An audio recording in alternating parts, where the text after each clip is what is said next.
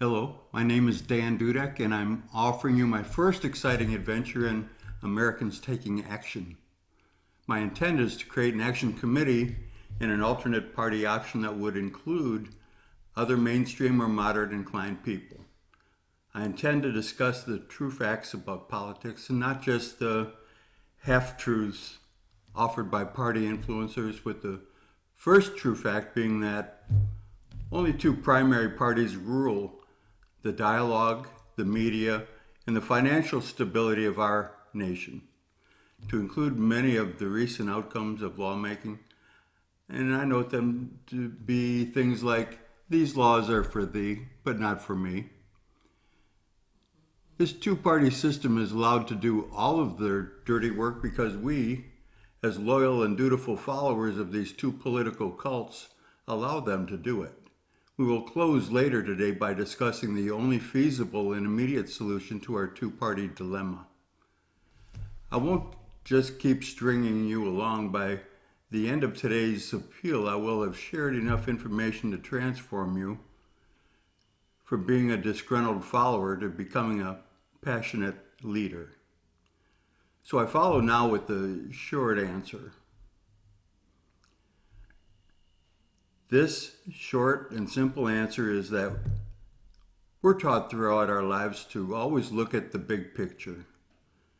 So in this immediate case of 2021 politics, the big picture dictates that each of us is now considered to be either a far left liberal or a far right conservative. That's with very little comfortable space in between. The lack of choice stems from the fact that we have become so divided that we now know only what the media and media opinionistas want us to know. We're divided because they both know that we are better controlled when we lose trust in each other. We now conform to policies and people from both sides that we don't really like, and we constantly waste our time and energy voting for the person that we dislike the least. Rather than play their game, let's look at the well-hidden small picture. If there was an honest party, in our case, even a semblance of a party, situated right in the middle of all this political hype, we would only need to control about 20 moderate House seats and 4 or 5 moderate Senate seats to effect change. In today's government, these small numbers would suffice to give us the ultimate control of every law presented by either major party. Each party would, in fact, require our support and input to find any success in the progress of their own political goals. My goal is to help to reset the values and the future of every American. Now let's discuss just who shouldn't waste their time listening to me. Well, this is not the place to come if you can't muster the strength to protect your family from the evil of political power brokers. This is not the place to come if you only search for the easy path and welcome an easier life. This would be the life of a follower. This is not the place to come if you can't find compromise with our own neighbors, maybe more middle road than you would typically embrace. Rather, this is a place to heal from the injustice of politics and misadventure, as we are all better than what we present, myself included. This is a place to earn the love and respect of your family and friends and of future generations to come. This is a place to learn to share and to compromise with others as you should have been taught starting from the age of about 18 months. This is a place where the moderate voices of both left and right must join to save what is left of this nation. This is a place where we must understand that the middle needs to revisit a way to search and to find compromise with others.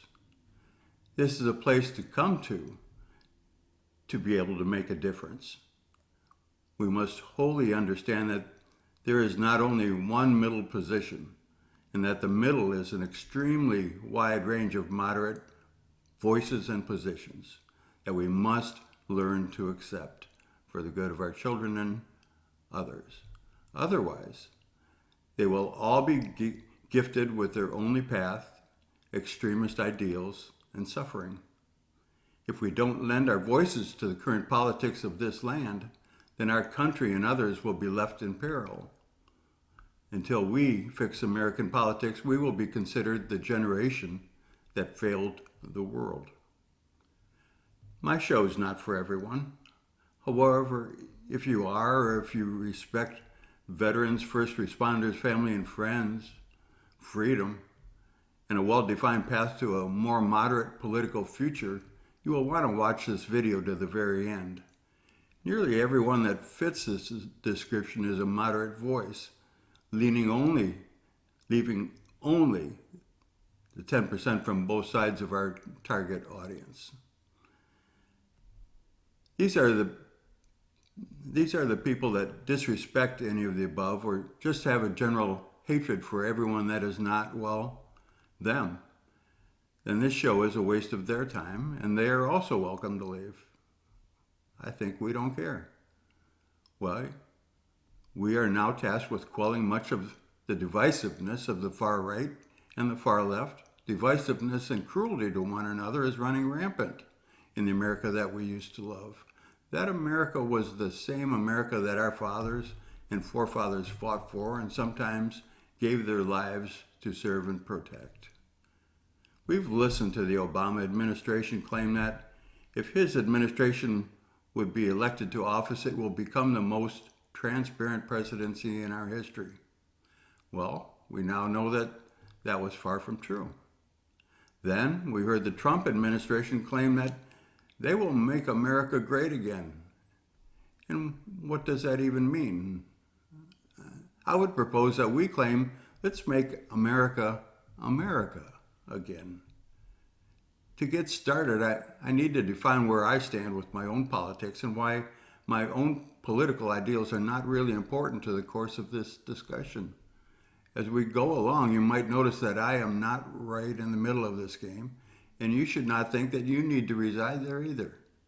For our group to be effective, we just need to find a path to middle road politics and to let everyone know that we allow no clear path to the extremist and crazy fringe behavior.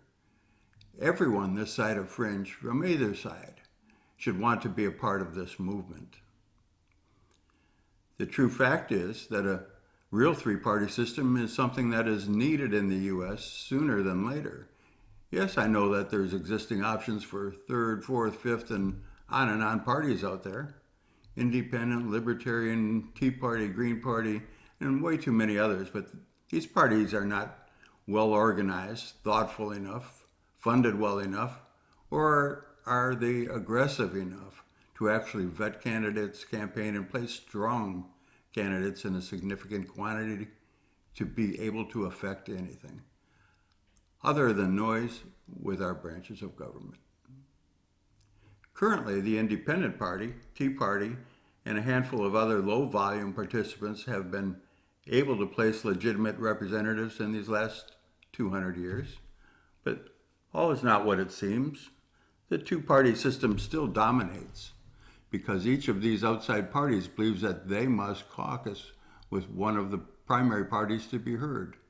Now, I don't particularly care if we're heard or not. I would rather that we were felt. The Independent Party caucuses with the Social Democrats. The Tea Party caucuses with the Republicans, and on and on. Everyone looks for a space for their party platform just to be able to survive. Otherwise, they would just turn to dust. So back to business. The United States was founded as a republic, and it was originally based on a no-party system, which has grown much larger and much smaller over these years. Finally, it settled into an arrogant, belligerent, and divisive two-party system, each party craving power and control over your futures, your children's futures, and the futures of any grandchildren or greats that you might have waiting in the wings. Well, I'm over it, and you should also be over it. You need to know that we, the real people, can win this game that is being hodled over all of us. Let's go real brief on just a few of the more popular political parties. The Republican Party remains spread with inconsistent views from their centrist to far right. They create gridlock within their own party. They take little advantage when any opportunity arises. Rather, the wait-and-see approach distinguishes them from any other party leaders and representatives. Far from aggressive, they present to me as lame duck, even when trying to further their own agenda. They tend to be reactive to events and timing, and they are unlikely to ever be proactive. Far too many of their members are a part of the fringe. Democratic Party members contrast because they have moved so far left towards socialist ideals that the gap is huge between even the most centrist moderate Democrats and the far left-leaning social Democrats. Still, the far left Democrats remain aggressive, and they always present as the squeaky wheel. They're always on the attack, and they strive to remake this nation to their own liking. I offer that they have moved too far left, to a point that the far left, this crazy left, has openly embraced the socialist and sometimes communist aspects of the party. They now stand just short of dooming themselves over these next few generations. If this was a war game, it would be assured that the Democrats have opened their ranks and that they are now ripe for the picking.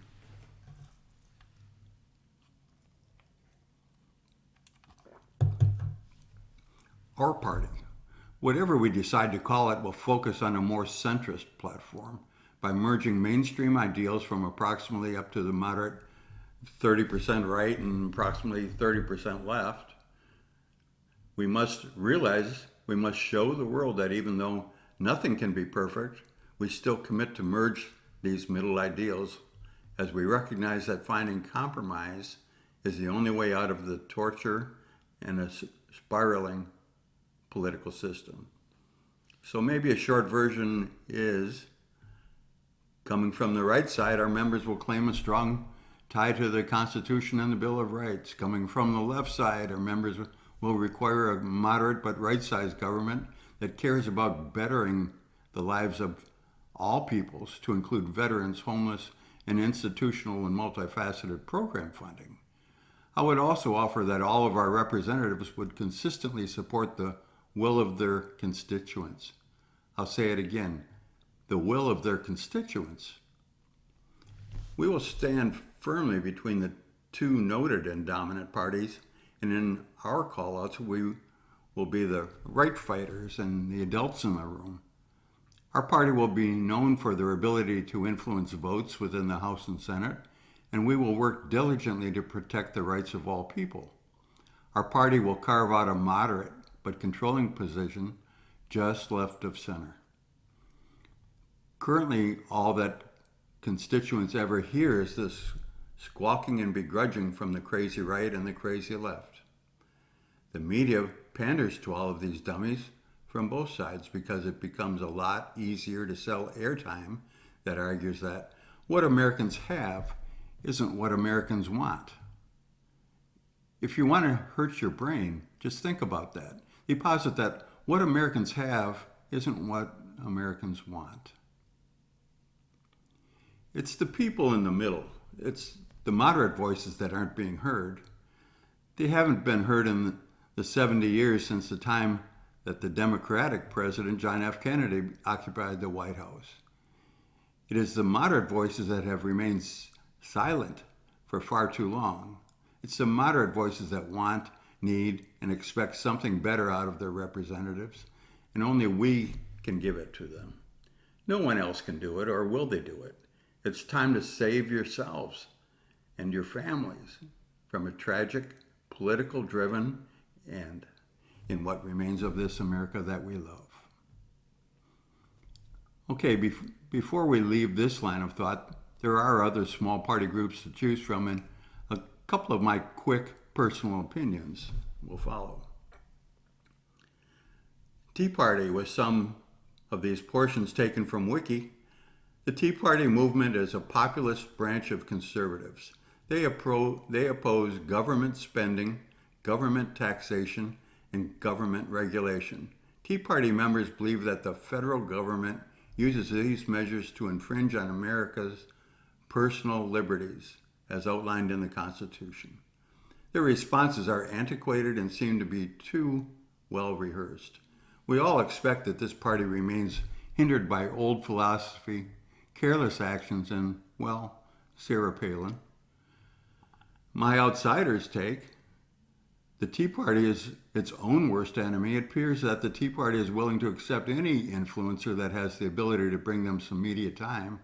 However, their position on just about anything is seen by most as just another right-wing Republican conservative group that is being brought forward under another name in an attempt to skim some votes. Soon they will become road noise. The Libertarian Party, again with some portions taken from Wiki. The Libertarian Party promotes civil liberties, non-interventionism, laissez-faire capitalism, and limiting the size and scope of government. Quick outsider's take: well, if you put all that stuff together, you've got a confusing message and likely contradictions.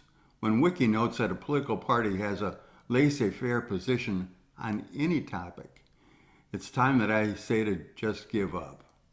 This party generally promotes a classical liberal platform, in contrast to the Democratic Party's modern liberalism and progressivism, and the Republican Party's conservatism. The Libertarian Party doesn't fit well with the mainstream Democratic liberal constituents, as most liberal Democrats see them as being too conservative and elitist, and the Republican lawmakers must see them as just a small group that they need to coddle just to keep them positioned slight right of the crazy left. When I talk to Libertarian members, I find that they're always the first to bring forward their educational background and means, soon followed by why I or we should know and believe what they have to say above political advice from any other.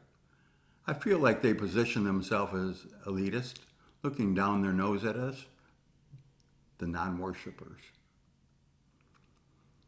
The Independent Party, again with some portions taken from Wiki, include advocating for social democratic and progressive policies. They are currently known for opposition to economic inequality and neoliberalism. On domestic policy, they support labor rights, universal and single-payer health care, paid parental leave, tuition-free tertiary education, and an ambitious Green New Deal to create jobs, while still addressing climate change. On foreign policy, they support reducing military spending, pursuing more diplomacy and international cooperation, and putting greater emphasis on labor rights and environmental concerns. My outsider's take is the Independent Party reeks of socialism and leads to a transition to something more akin to communism. I expect that many party members are direct descendants of the old-style third-party Socialist Party that skimmed many Democratic votes to tip elections toward Republicans plus or minus 40 years ago. Pundits at that time thought that Democrats opened their arms to members of this party to absorb them. Naturally, the Democrats had a mindset to also recover the approximate 1% to 1.5% on average of potential Democrat votes that the socialists and other outside parties may have leached from their platform each of the election cycle. Now they're all stuck with each other. Our solution? The time is now to let our moderate position become the new and much bigger picture, and to make a concerted effort to place tiebreakers within our government. This can only be accomplished by starting a new movement, a third-party jungle-style movement, with successful placements in House and Senate seats being the initial focus of this new party. We cater to no one, we caucus with no one, we stay true to our ideals. What hasn't been given the correct amount of process are all the states that are controlled by far left or far right party agenda. These and states with an even split of Democrat and Republican votes are our immediate target. These are our opportunities to make inroads into the system. We'll campaign on the party platform that I've drafted or similar, which is significantly more centrist than either right or left.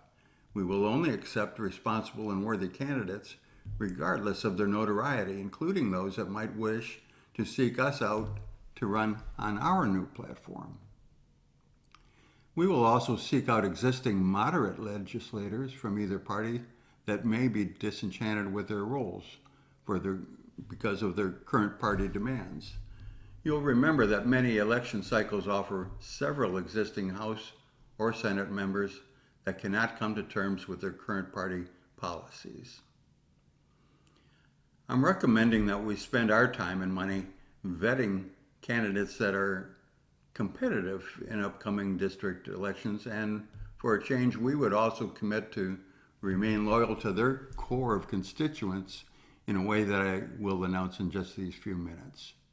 I believe that this is the only way to participate in a more phantom way than has ever been done before. I believe that this is the only way to free Americans from a broken political system.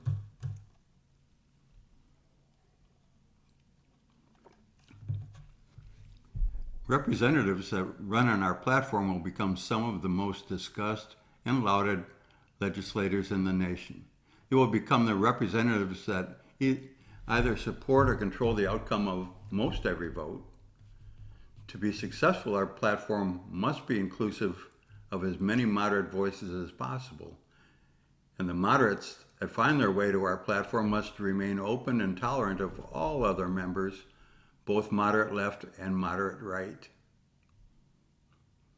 Now, looking at our path to freedom from these demands of politics, divisiveness, race, religion, and gender issues, we must prevail over these political oppressors.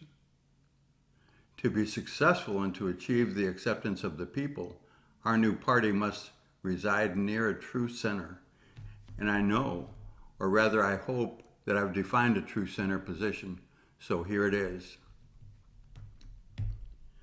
Party representatives will have some free rein within our organization. However, I propose that our party begins with a resolve that requires members to pledge that our country remains a constitutional republic, not a socialist experiment. That each of our members will commit to vote with our party bloc on all constitutionally relevant and Bill of Rights relevant actions. That, and as a break from our party influence, on many other topics, members will recognize only the will of their constituents, whether liberal or conservative. It will become their sole responsibility to merge the uninfluenced will of their district with the need of our nation when voting, and that our members will recognize our party's influence relative to votes that have a significant fiscal or financial impact for the nation, and merge this position with the will of their constituents. So let's talk about this moderate party and a couple of its bounding principles or topics. Both of my topics are brought up at nearly every hearing for the appointment of a judge or for appointed staff.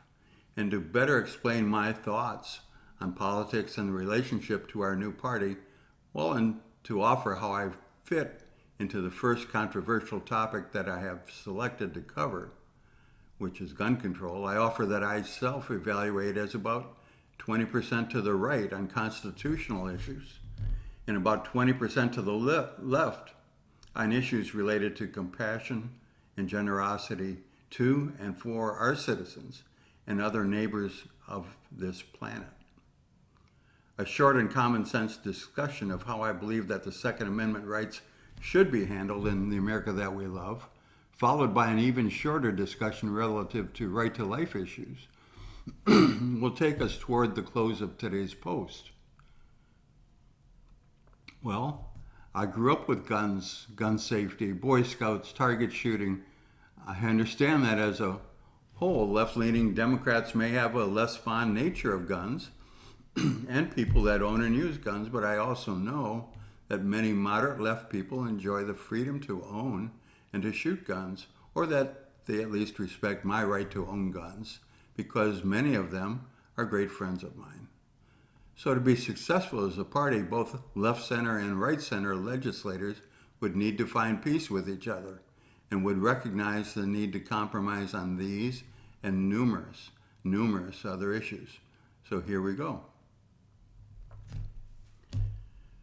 Several states have enacted restrictive laws against guns and gun owners that are likely unconstitutional. It's with a sad heart that I offer that what they've actually done is that they have enacted controls on their own citizens without even caring that those citizens are also citizens of this United States, a constitutional republic.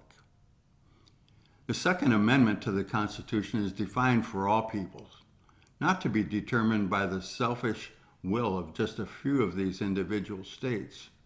These same disruptive and self-serving states think that we are citizens first to their state and second to our nation. I expect that the opposite is truer than the former. The likely way to care and protect the rights of the American people equally for all Americans is to fight against laws enacted by individual states which have ruled to restrict any constitutional and the Second Amendment right for their own citizens, possibly noting that these infringements would be a crisis by state. A case slated to be brought forward might argue that no American can have their Second Amendment rights infringed by any state or local authority. Surely something like this would remain unsatisfactorily resolved by all lower courts, then appealed until it reaches the Supreme Court. Then, only the pressure by the arguing attorneys and affected individual will get this case placed on the docket of the Supreme Court. I can then hope for a well-defined outcome as follows. Only the Second Amendment to the Constitution has the right and ability to define the ownership and the method of use of firearms and ammunition. Neither federal nor individual states have any individual and unlimited authority to interpret Second Amendment rights, as this is the documented law of the land. It is the responsibility of the administration, with emphasis on the Department of Justice as directed by the Attorney General, to guarantee these truths and to prosecute any state that violates any aspect of the Constitution and or the Bill of Rights. I would propose a renewed federal code for firearms to be effective. The argument should recommend that we keep federal control on only the existing military use types of weapons, bombs, grenades, and some fully automatic weapons. Further, the federal government will not interfere with documented Second Amendment rights for all standard manufactured weapons that have been or will be made available since the Second Amendment was born into this Constitution. This position would allow the unaffected and existing Constitution, the Second Amendment, to immediately prevail on the right to purchase and bear gunpowder firearms and ammunition of standard manufacture and civilian versions of these arms, and in standard caliber and capacity in the manufacturer's shape and form. Military-only weapons would continue to be restricted by the federal authority for purchasers without a currently required supplemental federal license specific to a unique type of weapon or device. Sole restrictions to the right to bear arms would only be the existing standards, which might then include mental incapacity, convicted felony, and possibly only a few others. Proposed state code for firearms would be limited to a state's right to enact reasonable and responsible laws that regulate safe handling, storage, and transportation of firearms and ammunition within their state. Other laws involving third-party participation, such as required registration of arms and firearm insurance or any other applied nonsense, would not be considered. Additionally, individual cities will be allowed the authority only to regulate how a firearm or ammunition is bought, sold, taxed, and stored within their city. This type of action would get rid of the which gun, which magazine, ammunition types that are allowed across our nationwide arena. I would note here that I don't believe that either primary party has a real intent to go out of their way to protect gun rights. If there was a different case to be made, the Attorney Generals, beginning with the Clinton assault weapons gun ban, through today, would have stood up to protect the gun rights of all Americans over these last 25 years.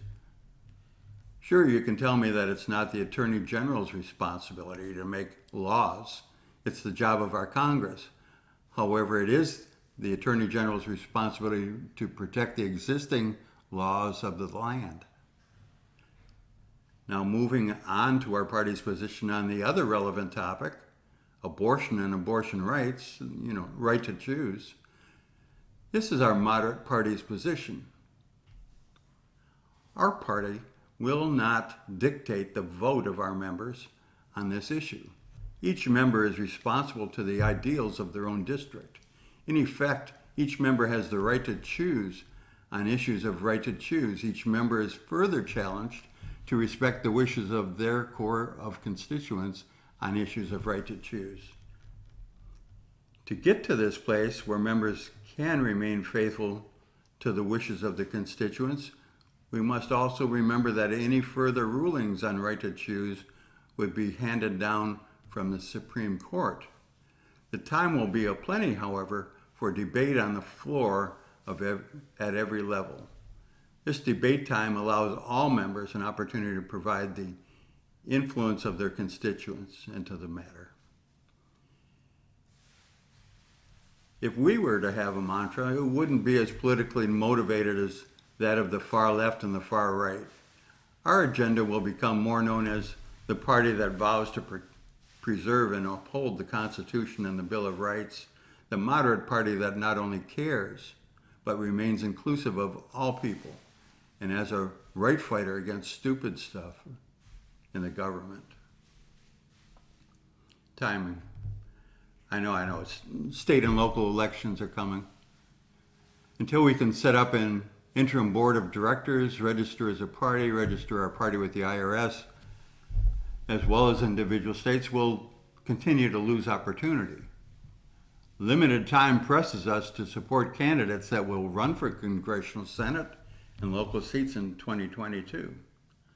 I would suspect that we would need to amass only a moderate bankroll to support viable candidates and in some semi-traditional manner. If there is any good news, it comes to us as a newcomer. We have the potential to spoil the current political plan. That being said, we might get through with just a decent campaign chest in the near term because we would likely get a significant amount of free airtime as a political underdog. It remains possible and likely that if we could make it through these initial steps, that we could also pick up several deserters, possibly several left-leaning moderates and possibly a few right-leaning moderates. Some might come to us because it's the right thing to do. And others might come to us because their position is looking vulnerable in a following election cycle.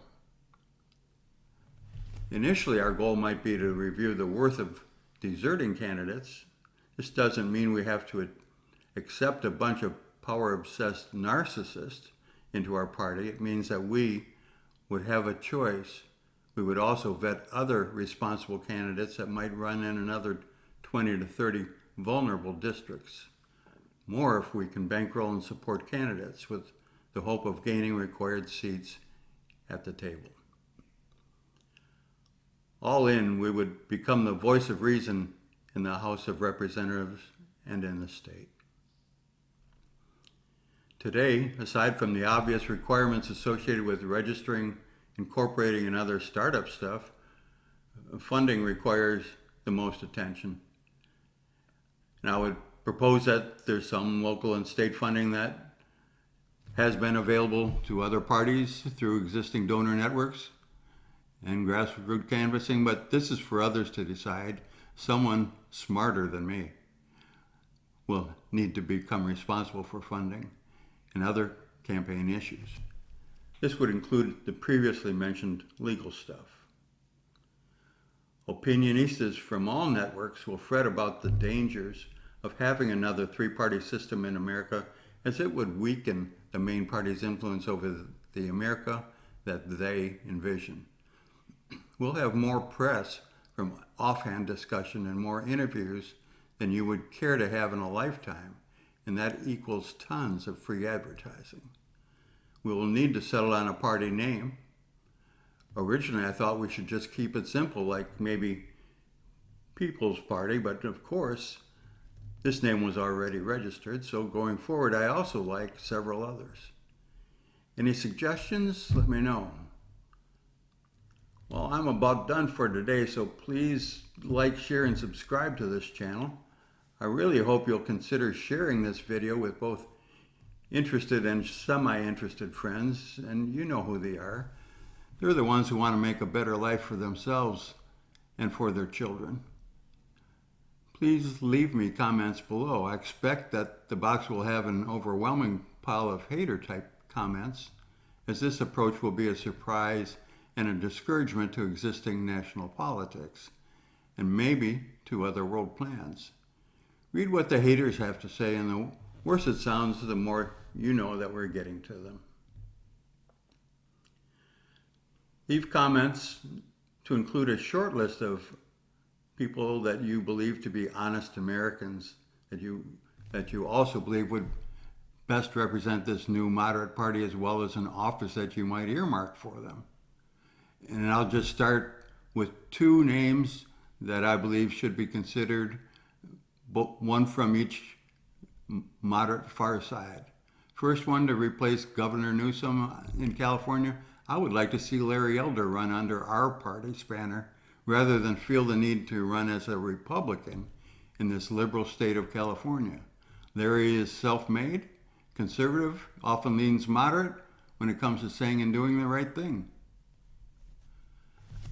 A potential deserter candidate from the other side might be Kirsten Sinema. She's a senator from Arizona.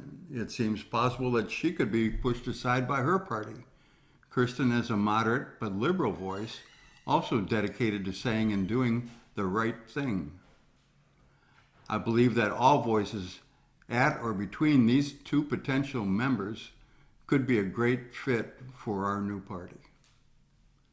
I'll set up a Facebook page in the next few days. We will need someone to volunteer to manage the page and also other social media accounts.